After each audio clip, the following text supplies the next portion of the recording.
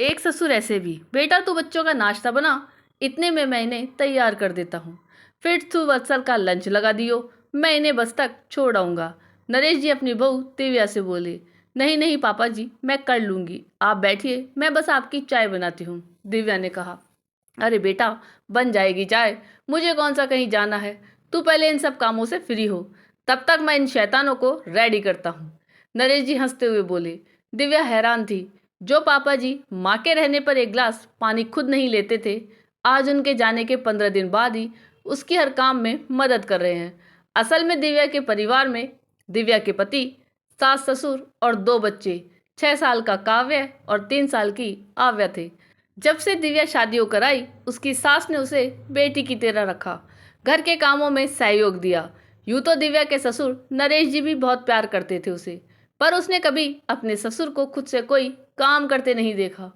अभी 15 दिन पहले दिव्या की सास की अचानक हृदय गति रुकने से मृत्यु हो गई। तब बच्चों की छुट्टियां थी और दिव्या के पति वत्सल ने अवकाश लिया था।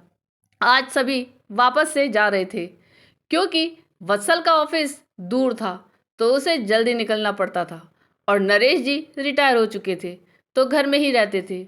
लाओ बेटा, बच्चों का दूध दो, नरेश जी बच्चों को तैयार करके बोले।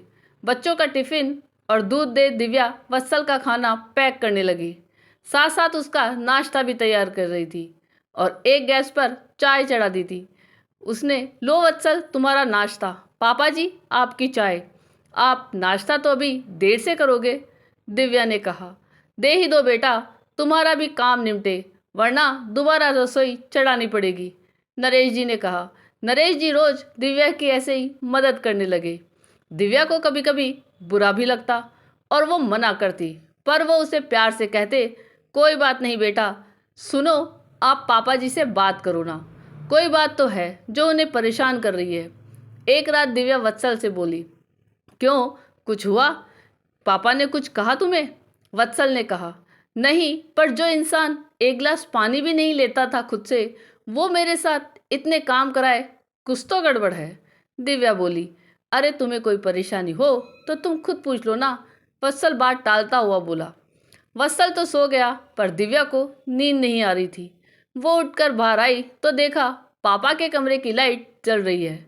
पापा जी आप सोए नहीं अब तक, तबीयत तो ठीक है आपकी? दिव्या कमरे का दरवाज़ा खटखटा कर बोली। अरे दिव्या बेटा, अंदर आ जाओ। क्या बात है, तुम इस वक्त जाग रही हो? आओ बैठो, नरेश जी ने कहा। मुझे नींद नहीं आ रही थी तो सोचा थोड़ा टहल लूँ, पर आप क्यों जगे हैं? दिव्या बोली। बस बेटे, मुझे भी नींद नहीं आ रही थी, नरेश जी बोले। पापा आपसे एक बात पूछनी थी, दिव्या हिचकिचाते हुए बोली। हाँ बेटा बोलो, संकोच क्यों कर रही हो, नरेश जी ने कहा। पापा जी, मुझसे कोई गलती हुई है क्या? आप मुझसे नाराज हैं या मेरी कोई बात बुरी लगी आपको? दिव्या बोली। नहीं तो बेटा, पर क्यों पूछ रही हो तुम ऐसा? नरेश जी हैरानी से बोले। पापा जी, इतने दिन से देख रही हूँ आप मेरी हर काम में मदद करते हैं, जबकि मम्मी जी के सामने आप एक गिलास पानी भी नहीं लेकर पीते थे। दिव्या सिर नीचा कर बोली। हाँ हाँ हाँ, तो तुम्हें लगा तुमसे नाराज हूँ। देखो बेटा, जब तक तुम्हारी सास थी तो वो तुम्हारी मदद करती थी, अब वो नहीं है तो मुझे दोहरी जिम्मेदारी निभानी है। मेरे लिए जैसे वत्सल वैसे तुम, जैसे मैं उसकी सुख सुविधाओं का ध्यान रखता हूँ, तुम्हारा रखना भी मेरा फर्ज है, नरेश जी प्यार से बोले। पापा जी, दिव्या आंखों में आंसू भरकर केवल इतना बोली। हाँ बेटा, अब माँ और बाप दोनों की जिम्मेदारी मुझे उठानी है। तुम्हें सुबह इतने काम होते हैं, वत्सल भी मदद नहीं कर पाता है, तो मेरा फर्ज है कि मैं अपनी बेटी की थोड़ी मदद कर उसकी कुछ परेशानी तो हल कर सकूं। समझी बुद्धू, मैं नाराज नहीं हूं तुमसे, नरेश जी प्यार से दिव्या का सिर पर हाथ रखते हुए बोले। दिव्या अपने ससुर के गले लग गई। आज उसमें अपने ससुर में अपने मृत पिता नजर आ रहे थे। सच में पिता पिता ही होता है, फिर चाहे ससुर के रूप में क्यों ना हो। आपको ये कहानी कैसी लगी, ये कमेंट करके जरूर बताइएगा।